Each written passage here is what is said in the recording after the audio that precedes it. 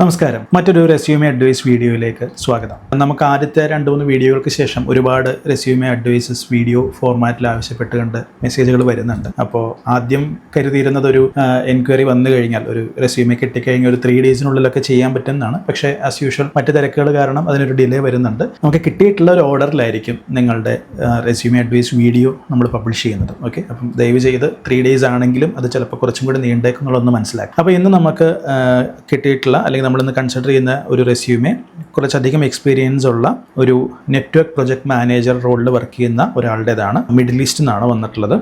അപ്പോൾ 1-2 കാര്യങ്ങൾ ആദ്യം പറയുകയാണ്. പ്രൈവസി കൺസേൺസ് കാരണം നമ്മൾ ബേസിക് ആയിട്ടുള്ള ഡീറ്റെയിൽസ് എല്ലാം മാസ്ക് ചെയ്യുന്നുണ്ട്. പിന്നെ 2 ജനറിക് ആയിട്ടുള്ള കുറച്ച് ലോജിക്കൽ ആയിട്ട് ഫീൽ ചെയ്യുന്ന സജഷൻസ് മാത്രമാണ് ഞാൻ ഷെയർ ചെയ്യുന്നത്. ഇതിന് ഒരു റെസ്യൂമേക്കൊന്നും ഒരു കൃത്യമായിട്ടുള്ള നിബന്ധനകളൊന്നും തന്നെ പാലിക്കണം നിർബന്ധമൊന്നുമില്ല. സോ അതുകൊണ്ട് തന്നെ നിങ്ങൾക്ക് ലോജിക്കലി ഫീൽ ചെയ്യുന്ന കാര്യങ്ങൾ, കറക്റ്റ് ആണെന്ന് ഫീൽ ചെയ്യുന്ന കാര്യങ്ങൾ ഞാൻ പറയുന്നവയിൽ നിങ്ങൾക്ക് സെലക്ട് ചെയ്യാം, അല്ലാത്തവ നിങ്ങൾക്ക് ഇഗ്നോർ ചെയ്യാം. ഓക്കെ, സോ ഈ ഒരു ഫയല് ഫസ്റ്റ് തിങ് നോട്ടീസ് ചെയ്തൊരു കാര്യം എന്ന് പറയുന്നത് ഇതിൻ്റെ ഫയൽ നെയിം കൊടുത്തിട്ടുള്ളത് Ananthu Vasudev GCC November 2024 version 2 auto recovery അല്ലെങ്കിൽ ഓട്ടോ റിക്കവേർഡ്. ഒന്നാമത് ഒരു ക്ലാരിറ്റി കുറവുണ്ട്. ഫയൽ നെയിം കുറച്ച് വലിച്ചു നീട്ടി വേർഷൻ 2 എന്നൊക്കെ ഒരു മറ്റൊരാൾക്ക് അയച്ചു കൊടുക്കുമ്പോൾ കൊടുക്കേണ്ട കാര്യമില്ല. ശ്രദ്ധിക്കേണ്ട കാര്യം, ഒരിക്കലും വേർഡ് ഫയൽ അയച്ചു കൊടുക്കാതിരിക്കുക. അതിൻ്റെ പ്രശ്നം എന്താണെന്ന് ഞാൻ കാണിക്കാം. ഞാൻ ഇപ്പോൾ ഈ ടാബിൽ നിന്ന് 3 ഡിഫറെൻറ്റ് ടൂൾസ് ഉപയോഗിച്ച് ഞാൻ ഈ ഫയൽ ഓപ്പൺ ചെയ്യാൻ ശ്രമിക്കുകയാണ്.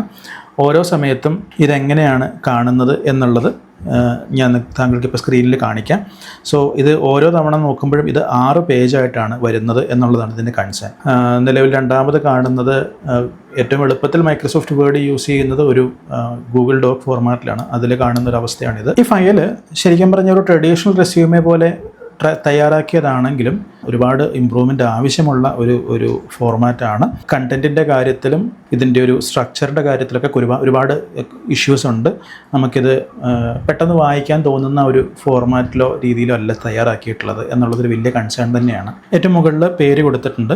താഴെ network specialist / network project manager എന്ന് കൊടുത്തിട്ടുണ്ട്. ക്ലിയർ ആണ്, പക്ഷേ അതൊക്കെ കുറച്ചുകൂടി നീറ്റായിട്ടൊന്ന് കൊടുക്കാമായിരുന്നു ഒരു സജഷനുണ്ട്. ദെൻ ഒരു ഫോട്ടോ ഉണ്ട്. ദെൻ കോൺടാക്റ്റ് എന്ന ഫോട്ടോയുടെ താഴെ കൊടുത്തിട്ടുണ്ട്. ലൊക്കേഷൻ അല്ലെങ്കിൽ അഡ്രസ്സ് കൊടുത്തിട്ടുണ്ട്. ഫോൺ നമ്പർ, മെയിൽ ID കൊടുത്തിട്ടുണ്ട്. പേഴ്സണൽ ഡീറ്റെയിൽസ് ഒക്കെ ഏറ്റവും അവസാനം വരേണ്ട കാര്യങ്ങൾ. ഏറ്റവും ആദ്യം പേഴ്സണൽ ഡീറ്റെയിൽസിന് ഒരു പ്രസക്തി ഇല്ല. ആദ്യം ഞാൻ കാണുന്നത് എഡ്യൂക്കേഷൻ ക്വാളിഫിക്കേഷൻസ് ആണ്. ഇത്രയും വർഷം എക്സ്പീരിയൻസ് ഉള്ള ഒരാൾ ഒരിക്കലും ക്വാളിഫിക്കേഷൻ എക്സ്പീരിയൻസിൻ്റെ മുകളിൽ കയറ്റി എഴുതരുത്. എപ്പോഴും എക്സ്പീരിയൻസിൻ്റെ മുകളിലായിരിക്കും ശ്രദ്ധിക്കുക. എനിക്കത് കഴിഞ്ഞ് കാണാൻ സാധിക്കുന്നത് സർട്ടിഫിക്കേഷൻസ് ആണ്. ഇതിനകത്ത് എന്തായാലും അലൈൻമെൻറ്റൽ ഇഷ്യൂസ് ഉണ്ട് എന്നുള്ളത് ക്ലിയർ ആണ്. എനിക്കപ്പം അതിലേതാണ് എവിടെയാണെന്നൊന്നും എനിക്ക് ഊഹിക്കാൻ കഴിയുന്നില്ല. സോ ഞാൻ എനിക്ക് കാണുന്ന ഓർഡറിൽ ഞാൻ വായിച്ചു പോവാണ്. സർട്ടിഫിക്കേഷൻസ് 3 കൊടുത്തിട്ടുണ്ട്. ഈ സർട്ടിഫിക്കേഷൻസ് കൊടുക്കുമ്പം ഇത് ഏത് പീരീഡ് അല്ലെങ്കിൽ ഏത് മാസം വർഷം കിട്ടിയതാണെന്നും കൂടി മെൻഷൻ ചെയ്ത് നന്നായിരിക്കും. സർട്ടിഫൈഡ് സ്പെഷ്യലിസ്റ്റ് എന്നുള്ളതിൽ ഒരു ഉപയോഗിച്ചിട്ടുള്ള ഒരു ബുള്ളറ്റ് പോയിൻറ്റിൻ്റെ ഒരു ഡിസൈനർ സാധനമുണ്ട്, ഒരു 3 കളേഴ്സ് ഉള്ളത്. അതൊരു 20-25 വർഷങ്ങൾക്കൊക്കെ മുമ്പ് ഉണ്ടായിരുന്ന ഒരു ഡിസൈനർ സാധനമാണ്. ഏറ്റവും ബേസിക്കായിട്ട് നോർമൽ ബുള്ളറ്റ് പോയിന്റ് ഉപയോഗിക്കുക എന്നുള്ളതാണ് സജസ്റ്റ് ചെയ്യുന്ന ഒരു കാര്യം. താഴേക്ക് വരുമ്പം പ്രൊഫൈലുണ്ട്. Highly skilled networking professional with 20 years of experience in designing, implementing and managing network infrastructure with project managing skills. Fine. 2-3 സെൻറ്റൻസസിൽ ഒരു ലോങ് പാരഗ്രാഫ് ആയിട്ട് അല്ലെങ്കിൽ ഒരു 4-5 ലൈൻ വരെയൊക്കെ ലെങ്ത് ആയിട്ട് നമുക്ക് കൊടുക്കാം. ഇനി ഇതിലേക്ക് വരുന്ന സമയത്ത് ഇതിൻ്റെ ഭാഗമായിട്ടാണോ എന്നറിയില്ല, ഒരു 4 ബുള്ളറ്റ് പോയിന്റ്സ് കണ്ടു. Okay, my expertise extends to firewall management, I have successfully led. ഒരു റെസ്യൂമെ ഒരിക്കലും നമ്മൾ I, me, my, mine, myself തുടങ്ങിയ വേർഡ്സ് ഉപയോഗിച്ച് നമ്മൾ റെസ്യൂമിൽ നമ്മളെ കണ്ടന്റ് എഴുതില്ല. അപ്പോൾ അത് ശ്രദ്ധിക്കുക. തന്നെയല്ല, ഈ പ്രൊഫൈൽ സമ്മറി എഴുതി കഴിഞ്ഞിട്ട് അതിൻ്റെ കൂടെ അഡീഷണൽ ബുള്ളറ്റ് പോയിന്റ്സ് കൊടുക്കണ്ട. ഇതൊറ്റ പ്രൊഫൈൽ സമ്മറി ഒറ്റ പാസേജ് ആക്കി മാറ്റുക. ഇനി പ്രൊഫഷണൽ എക്സ്പീരിയൻസിലേക്ക് നമുക്ക് വരാം. ഓക്കെ, എനിക്കിപ്പോൾ ഇവിടെ ഒരു കൺഫ്യൂഷൻ ഫീൽ ചെയ്യുന്നത് ഇത് ഈ എക്സ്പീരിയൻസിൻ്റെ അണ്ടറിലുള്ളതാണോ ഈ പറഞ്ഞ 4 പോയിന്റ്സ് എന്ന് എനിക്കൊരു സംശയമുണ്ട്. കാരണം ഇതിൻ്റെ അലൈൻമെൻ്റ് ഒക്കെ തെറ്റിക്കിടക്കുന്നതുകൊണ്ട് ഇത് ഇവിടെ വന്നതാണെന്ന് എനിക്ക് ഊഹിക്കാൻ പറ്റുന്നില്ല. കാരണം ഇപ്പോഴത്തെ എക്സ്പീരിയൻസിൻ്റെ അണ്ടറിൽ പ്രത്യേകിച്ച് കണ്ടന്റ് ഒന്നും എഴുതിയിട്ടില്ല. സോ അവിടെ നിന്ന് ഇങ്ങോട്ട് മാറിപ്പോയതാണോ എന്ന് എനിക്ക് മനസ്സിലാക്കാൻ സാധിക്കുന്നില്ല.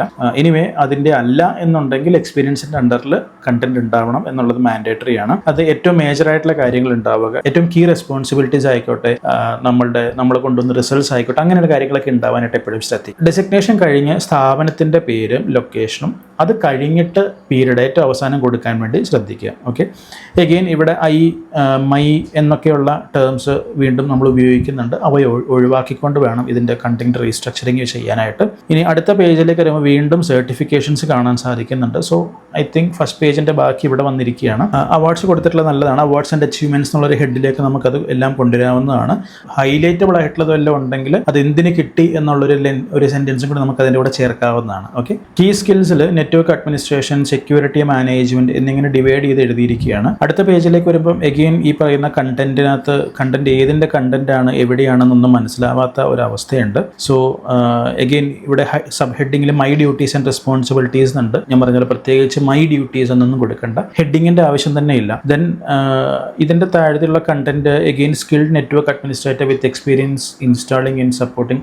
അവിടെ വീണ്ടും അതൊരു പ്രൊഫൈൽ സമ്മറി പോലെ ആയിപ്പോയി ആ കണ്ടന്റ്, സ്കിൽഡ് നെറ്റ്വർക്ക് അഡ്മിനിസ്ട്രേറ്റർ എന്നുള്ള രീതിയിലേക്കൊക്കെ പോകുമ്പോൾ അങ്ങനെയൊന്നും കൊടുക്കാതെ ബുള്ളറ്റ് പോയിന്റ്സ് ആയിട്ട് കൊടുക്കുക. ഒരു അവസാനത്തെ പ്രീവിയസ് ഏറ്റവും ആദ്യകാലങ്ങളിലെ എക്സ്പീരിയൻസ് ഒക്കെ വരുമ്പം ഒരു 3 or 4 പോയിന്റ്സിലൊക്കെ നമുക്ക് ഒതുക്കാം. ഏറ്റവും മേജറായിട്ടുള്ള കാര്യങ്ങൾ മാത്രം പറഞ്ഞുകൊണ്ട് നമുക്ക് അവസാനിപ്പിക്കാം. സ്കിൽസ് ഇങ്ങനെ സബ് ഹെഡിങ് വൈസ് ഡിവൈഡ് ചെയ്ത് കുറേ എലാബറേറ്റ് ചെയ്ത് എഴുതിയിട്ട് ഇത്രയും അധികം സബ് ഹെഡിങ് ഒക്കെ കൊടുത്ത് ഒരുപാട് എഴുതുന്നത് ഈ പേജ് ലെങ്ത്ത് വല്ലാണ്ട് കൂട്ടിയിട്ടുണ്ട്. ഇതിപ്പം എനിക്ക് ആക്ച്വലി 3 പേജസിൽ ഇത് എങ്ങനെ വന്നിട്ടുണ്ടെന്ന് അറിയില്ല, കാരണം എനിക്കത് കാണാൻ സാധിച്ചിട്ടില്ല. ടീം ലീഡർഷിപ്പും മാനേജ്മെൻറ്റും ആണ് കൊടുത്തിട്ടുള്ളത്. അതല്ലാണ്ട് സോഫ്റ്റ് സ്കിൽസിൻ്റെ സൈറ്റിൽ എന്തെങ്കിലുമൊക്കെ ഉണ്ടെങ്കിൽ അത് ഡെഫിനറ്റ്ലി കൂടുതലായിട്ട് കോൺട്രിബ്യൂട്ട് ചെയ്യാവുന്നത് ആഡ് ചെയ്യാൻ ഡെഫിനറ്റ്ലി. പിന്നെ ഏറ്റവും അവസാനം ഒരു പാരഗ്രാഫിൽ in addition to my core technical competencies എന്നൊക്കെ പറഞ്ഞിട്ടൊരു കണ്ടന്റ് ഉണ്ട്. അതും ഒരു ലെറ്റർ എഴുതുന്ന ഒരു ടോണിൽ ആണ് കണ്ടന്റ് വന്നിട്ടുള്ളത്. അങ്ങനെയുള്ള കാര്യങ്ങളൊക്കെ നമ്മൾ റെസ്യൂമിൽ നിന്ന് ഒഴിവാക്കും. അതൊക്കെ you can add in your cover letter and somewhere else. Then declaration കൊടുത്തിട്ടുണ്ട്. ഡിക്ലറേഷനിൽ മാത്രം നമുക്ക് ഐ എന്നുള്ളത് യൂസ് ചെയ്യാം, I hereby declare that എന്നുള്ള രീതിയിൽ. സോ അഡീഷണലി ആവശ്യമെങ്കിൽ